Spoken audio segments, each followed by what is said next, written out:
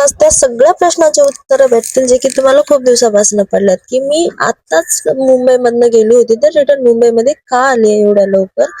तर ना hey guys welcome to my mini blog. आणि सकाळी सकाळी उठल्याच्या नंतर ना सगळ्यात पहिल्यांदा तर गरम गरम पराठे खाल्ले आणि त्याच्यानंतर ना निघाली होती हॉस्पिटलमध्ये जे की खूप जवळच होतं पण तिकडे रांग खूप लांब लागलेली होती. तिथे ना माझ्या मामीने थोड्या डोक्याचा इस्तेमाल केला आणि लवकरात लवकर काम करून घेतलं.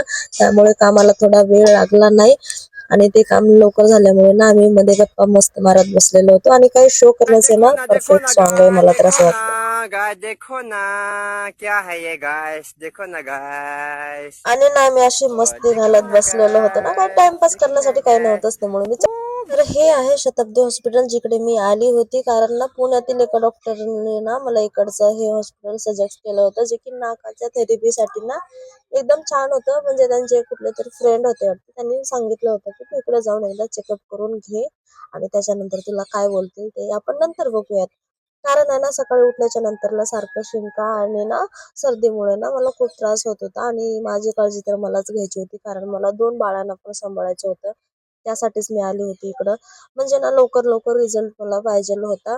कारण काय आहे ना कुठल्या पण गोष्टीचा ना जेवढा लवकर आपण इलाज करतो ना ती गोष्ट लवकर रिकव्हर होण्याचा प्रयत्न करते आणि जेवढा आपण त्याचा वेट करतो ना ती आणखी वाढत जाते. आय होप की तुम्हाला सगळ्या क्वेश्चनचे आन्सर भेटलेच असतील. तर आजच्यासाठी एवढंच होतं. भेटूया उद्याच्या व्हिडिओमध्ये. व्हिडिओ कसा वाटला नक्की सांगा. बाय.